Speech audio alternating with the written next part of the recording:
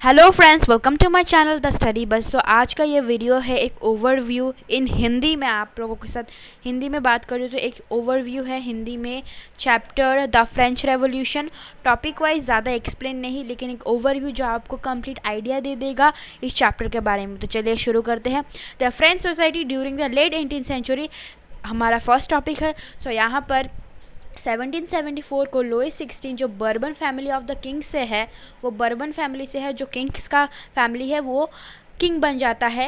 Eight the age of 20 years age में वो king बन जाता है और वो मैरी करता है द ऑस्ट्रियन प्रिंसेस मैरी एंटोनेटे।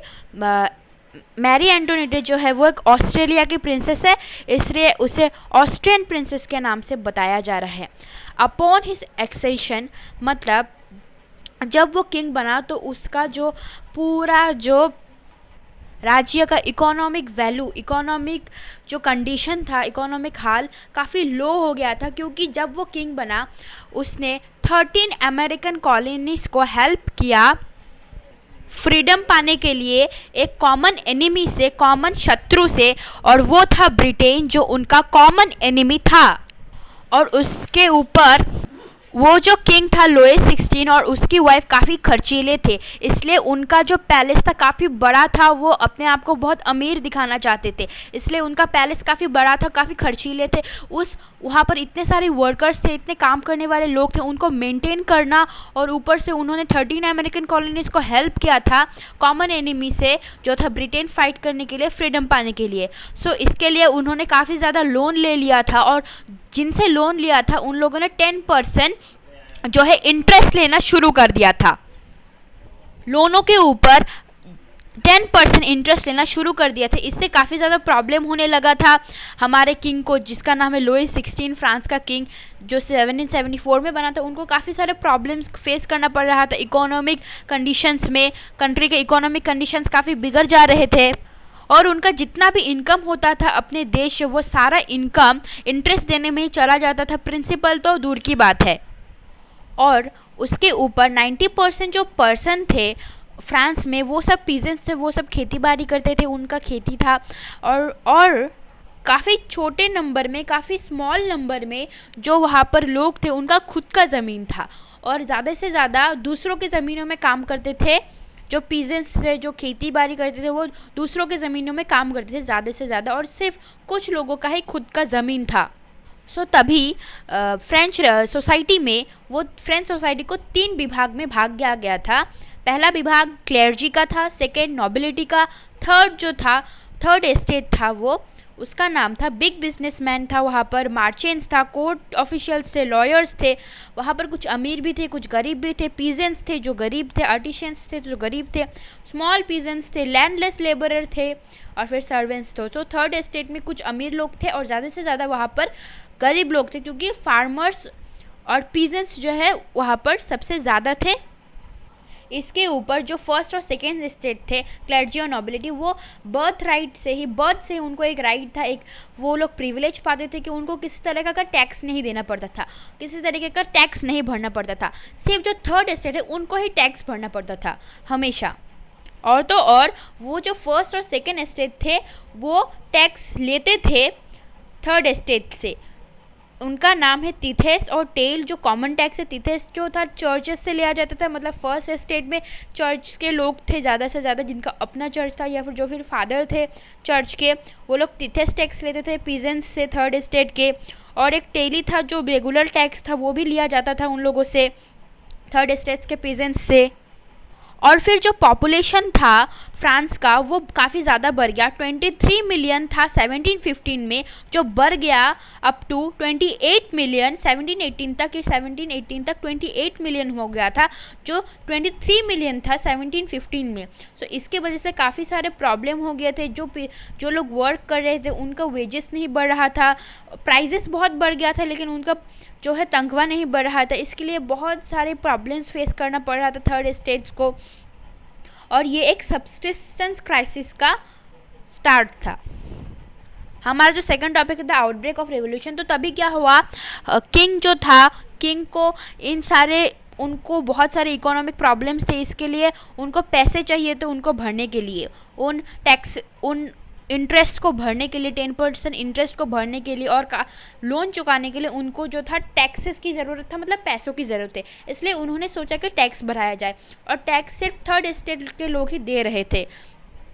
और इसके लिए टैक्स बढ़ाने के लिए किंग डायरेक्ट अपना टैक्स नहीं बढ़ा सकता था अपने हिसाब से, उनको एक मीटिंग बुलाना पड़ता था स्टेट जनरल का। एक ओल्ड रेजिमिक, ओल्ड परंपरा के अनुसार स्टेट जनरल का मीटिंग होता था, जहाँ पर किंग जो है वो तीनों स्टेट से रिप्रेजेंटेटिव्स को बुलाते थे, उनसे एक वोटिंग किया जाता था, जहां पर फर्स्ट स्टेट को एक वोट, सेकेंड स्टेट को एक वोट और थर्ड स्टेट को एक वोट दिया जाता था। तो उसी प्रकार 5 मई 1789 में लुईस 16 ने एक असेंबली बुलाया स्टेट जनरल का पास करने के लिए, proposal of for new tax के लिए प्रपोजल पास करने के लिए। ऑन 5 में उन्होंने बुलाया 1789 के लुईस 16 ने बुलाया स्टेट जनरल का एक असेंबली, जहां पर उन्होंने सबको बताया कि वो टैक्स इंक्रीज करना चाहते थे और सबको वोट करने के लिए कहा। तो वहाँ पर जो सीटिंग अरेंजमेंट था तो इस प्रकार था कि जो तो फर्स्ट और सेकेंड स्टेट के लोग थे वो एक दूसरे के तरफ मुंह करके बैठे हुए थे इन रोज, और जो थर्ड स्टेट के लोग थे वो पीछे खड़े हुए थे, उनको बैठने के लिए कोई जगह नहीं दिया गया था। उन लोगों के साथ काफ़ी दुर्व्यवहार किया जाता था, और उसके ऊपर सिर्फ थर्ड स्टेट से वो लोग आते थे जो एडुकेटेड थे और जिनके पास पैसे थे, जो अमीर थे, जो एडुकेटेड थे, सिर्फ उनको ही बुलाया जाता था। वुमेन्स, पीजेंट्स, उन सबको नहीं बुलाया जाता था।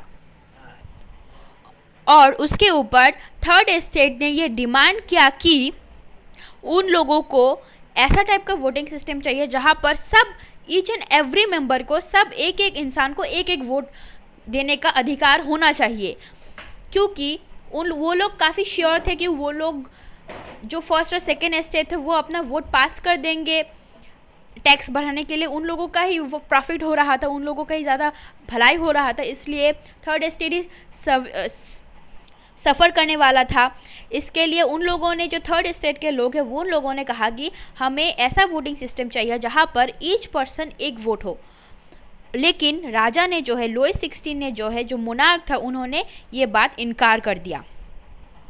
इसके बाद क्या हुआ कि थर्ड स्टेट के लोग गुस्से से वो स्टेट जनरल का मीटिंग छोड़कर चले गए, और 20 जून को 1789 के 20 जून को वो लोग एक इनर टेनिस कोर्ट में मिले, जहां पर उन लोगों ने ये ओथ लिया कि ये प्रॉमिस किया कि वो तब, और उन लोगों ने अपने आप को नेशनल असेंबली के रूप में डिक्लेयर किया, और ये ओथ लिया, ये प्रॉमिस लिया कि हम लोग तब तक अलग नहीं होंगे जब तक हम एक कॉन्स्टिट्यूशन नहीं ड्राफ्ट कर लेते जो मोनार्क को लिमिटेशन देगा पावर्स के लिए। तभी उन लोगों को काफ़ी सारे फिलोसोफर्स ने हेल्प किया, जैसे कि एबेसियस, मिरावियो, ये सब ने उनको काफ़ी ज़्यादा हेल्प किया। भले ही वो दूसरे स्टेट से थे, फिर भी उन्होंने काफ़ी ज़्यादा हेल्प किया उनको। और जब ये थर्ड स्टेट इन सब काम में व्यस्त थे, तभी थर्ड स्टेट में जो पीजेंट्स थे वो अपना काम अच्छे से नहीं कर पाए, अपने खेती बाड़ी अच्छे से काम नहीं कर पाए, इसलिए जो था खेती बाड़ी में काफ़ी ज़्यादा नुकसान हो गया। और तभी ठंडी के दिन में काफ़ी ज़्यादा ठंडी पड़ गई, और इसके लिए जो फूड ग्रेन्स के लिए काफ़ी ज़्यादा मारामारी हुई, और एक रमोर भी फैल गया था कि 14 जुलाई को एक रमोर भी रमोर के अनुसार उन लोगों ने, एजिटेटेड क्राउड ने बेस्टाइल को स्टॉर्म कर दिया, बेस्टाइल को तोड़ दिया। और वो रमोर यह था कि जो मैनोर है वो लोग आकर जिनका लैंड है वो लोग राइप क्रॉप्स को नष्ट कर देंगे। और ये एक रमोर था, ये एक अफवाह था जो उन लोगों ने विश्वास कर लिया था और उसके ऊपर काम कर रहे थे वो लोग।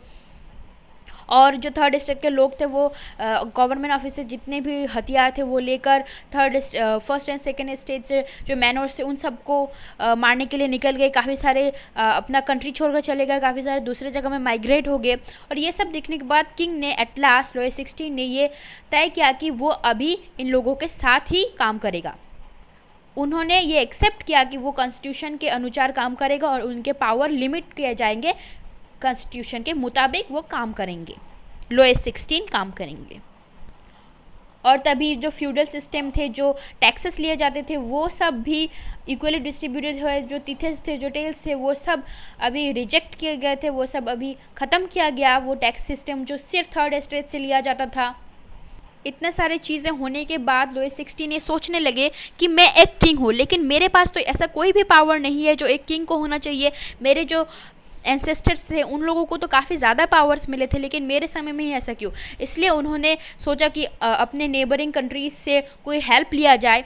उन्होंने हेल्प लेने की सोची, तो जब ये बात लॉस को पता चली तो उन्होंने लुईस 16 को 21 जनवरी 1793 को पब्लिकली उन्हें सेंटेंस टू डेथ कर दिया गया, और उनके कुछ दिन बाद उनकी क्वीन मैरी एंटोनेट को भी सेम सजा दी गई। इसके बाद आ जाता था रेन ऑफ टेरर, जो 1793 से 1794 था। इस टाइम में रॉबस्पियर मोनार्क हो जाता है। रॉबस्पियर काफ़ी ज़्यादा फ्रीडम के तरफ आकर्षित होते हैं, इसलिए वो फ्रीडम को ही हमेशा अपने साथ मानकर रखते हैं, और जो भी उनके फ्रीडम के बीच में आता था उन सबको वो मार देते थे, गुलिशन कर देते थे। गुलिशन मतलब एक डिवाइस है जिससे बीहेडेड कर दिया जाता था पीपल्स को, और उन्होंने काफ़ी ज़्यादा टैक्सेस भी बढ़ा दिए थे, और जो पीजेंट्स को ये उन लोगों ने का जो फूड ग्रेन्स था उनका प्राइस फिक्स किया गया, और उन लोगों को फोर्स किया गया कि उस फिक्स रेट में वो सिटी में जाकर अपने फूड ग्रेन्स बेचे। और इसके ऊपर पहले जब लोग अपने कद के ऊपर के लोगों को सर मैडम बुलाया जाता था, तो रॉबस्पियर ने क्या किया कि उन सबको सिटियन और सिटियनी के नाम से बुलाने किया, मतलब सबको इक्वल होने के लिए एक दूसरे को सिटीज़न बुलाने को बोला। सो काफ़ी सारे जो अच्छे भी थे, लेकिन ज़्यादा से ज़्यादा बुरे और काफ़ी ज़्यादा क्रूअल काम भी उन्होंने किया अपने फ्रीडम के चलते। तो रॉबस्पियर का पॉलिसी जो काफ़ी रिलेंटलेस हो गया, और इसके लिए उनको जो सपोर्ट करते थे उन लोगों ने भी क्या कि उनको कुछ मॉडरेशन लाना चाहिए, लेकिन वो नहीं माने। तो फाइनली उसको कॉन्विक्ट किया गया कोर्ट से, और 1794 में उनको अरेस्ट करके और नेक्स्ट दिन में उनको गुलिशन किया गया, मतलब बीहेडेड कर दिया गया। और फिर आ जाता है डायरेक्टरी रूल इन फ्रांस। तो डायरेक्टरी रूल फ्रांस में चलते हुए जैकोबिन गवर्नमेंट फॉल हो जाता है, और wealthier middle class power seize कर लेते हैं। नया कॉन्स्टिट्यूशन इंट्रोड्यूस होता है जो डिनाई करते हैं वोटिंग राइट्स, जिनका अपना प्रॉपर्टी नहीं है उनको वोटिंग राइट नहीं मिलता है। इसके चलते जो directory and executive made up of 5 members. So directory ने एक एग्जीक्यूटिव बनाया जहाँ पर 5 मेंबर्स थे, और जब उन लोगों के आइडियाज़ क्लैश करने लगे तो वो एग्जीक्यूटिव जो 5 मेंबर्स के थे वो उनको हटा दिया गया। काफ़ी सारे प्रॉब्लम्स आने लगे, पॉलिटिकल इंस्टेबिलिटी हो गया, और तभी जो है directory pave the way for the rise of military dictator Bonaparte का। नेपोलियन बोनापार्टे का मिलिटरी डिक्टेटर हो गए। Through all these changes in the form of government, the ideals of freedom and of equality before the law, तो तभी इन सारे changes के कारण सब लोगों को equality before the law and fraternity inspire करने लगा, और काफ़ी सारे प्रोटेस्ट भी हुए। अभी आ जाता द एबोलिशन ऑफ स्लेवरी। तो तभी जो था one of the most revolutionary, सबसे ज़्यादा रेवोल्यूशनरी जो सोशल रिफॉर्म था जैकोबिन रेजिम का, वो था abolition of slavery in France. Slavery system था जहाँ पर एक triangular slave trade between Europe, Africa और अमेरिका के बीच चलता था। The slave trade began in the 17th century. 17th century में ये स्लेव ट्रेड शुरू किया गया। French merchant sail from ports of Bordeaux और नैन्स टू द अफ्रीकन कोर्ट्स। तो जो मार्चेंट्स थे वो सेल करने लगे बॉर्डेक्स या फिर नैन्स से, और वो लोग जाने लगे अफ्रीकन कोस्ट से, जहाँ से वो स्लेव्स को लाते थे लोकल चिफ्टेन्स से, और फिर उन लोगों को लाकर फ्रांस के कॉलोनीज़ में उनको सेल किया जाता था। और ये काफ़ी दिनों तक चलने के बाद नेशनल असेंबली उन लोगों ने इस बात पर डिबेट किया, और कुछ दिनों के लिए तो ये बंद हो गया, लेकिन 10 साल बाद फिर से ये स्लेव सिस्टम शुरू हो गया। और फाइनली 1848 में ये जो स्लेव ट्रेड था या फिर एबोलिशन ऑफ स्लेवरी किया गया, स्लेवरी सिस्टम को एबोलिश किया गया। लास्टली 1848 में ये एबोलिश हुआ, और इसने राइट दिया अफ्रीकन निग्रोस को, जो यूजुअली लाए जाते थे एज स्लेव्स, उनको काफ़ी ज़्यादा राइट्स दिया गया। इमेंसिपेशन ऑफ स्लेव्स हुआ। द प्रिंट ऑफ 1794, एक प्रिंट है 1794 describes the emancipation of slaves को फ्री किया गया, जहाँ पर एक वुमेन, एक फ्रेंच वुमेन निग्रोस को, अफ्रीकन निग्रोस को कोट पहना रही है, फ्रेंच का कपड़े पहना रही है, तो उनको राइट्स फ्री हो गए वो लोग। और इस तरह से 1848 में जो स्लेव ट्रेड था वो बंद किया गया। The revolution in everyday life, can politics change the clothes people wear, the language they speak और the books they read? Yes, क्योंकि 1789 के चलते हुए फ्रांस में काफ़ी सारे चेंजेस आए, जिन्होंने एक रेवोल्यूशनरी गवर्नमेंट ने काफ़ी सारे चेंजेस लाए पीपल के खान पान में, पहनाव में, उनके एड्रेसेस में, उनके लैंग्वेज में, और सब में इक्वलिटी का ध्यान रखा गया कि सब लोग इक्वल रहे, चाहे वो गरीब हो या अमीर, ज़्यादा पढ़ाई किया हुआ लोग हो या कम पढ़ाई किया, इलिटरेट या इलिटरेट।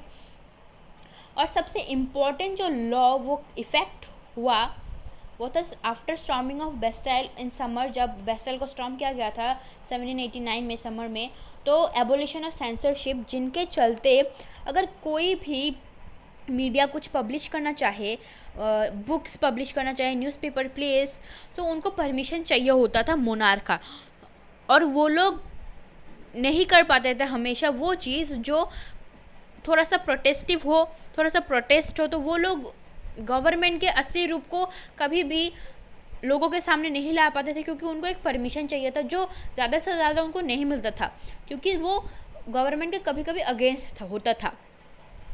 तो इसके लिए इक्वलिटी लाने के लिए 1789 की जो टाइम स्पैन था, वहाँ पर जितना भी ड्यूरेशन था, रेवोल्यूशनरी किंग ने वो सिस्टम एबोलिश कर दिया गया, और बहुत सारे लोगों को जानने को मिला, न्यूज़पेपर्स में ये पब्लिश होने लगा कि कैसे गवर्नमेंट में क्या क्या चेंजेस आए, क्या क्या हुआ, सब लोग जानने लगे। लेकिन फिर भी कुछ जो अच्छे से लिखा हुआ चीज़ें थे, जो इंग्लिश में लिखा हुआ, सिर्फ कुछ लोग ही पढ़ पाए जो अच्छे से एडुकेटेड हुए।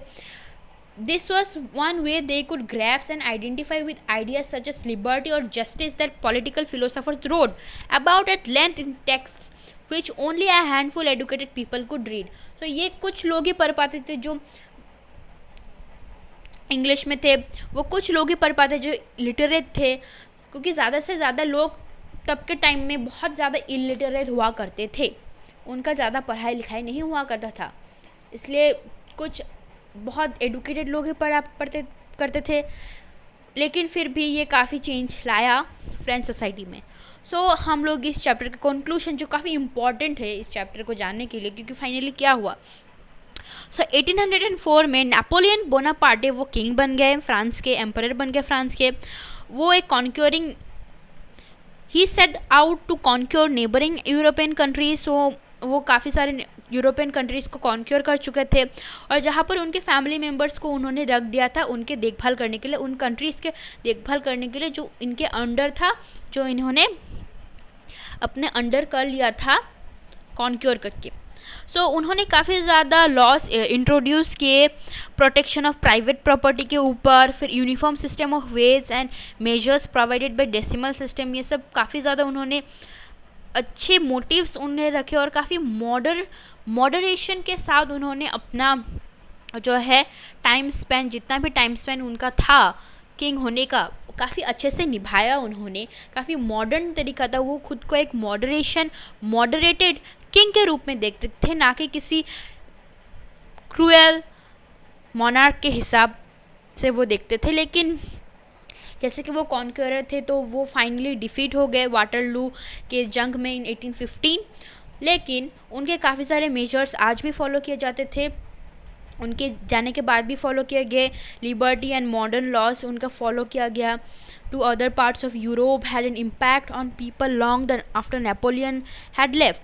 The ideas of liberty and democratic rights were the most important legacy of the French Revolution. This spread from France to the rest of Europe during the 19th century, where feudal system were abolished, colonized peoples networked the idea of freedom from bondage into their movements to create a sovereign nation state.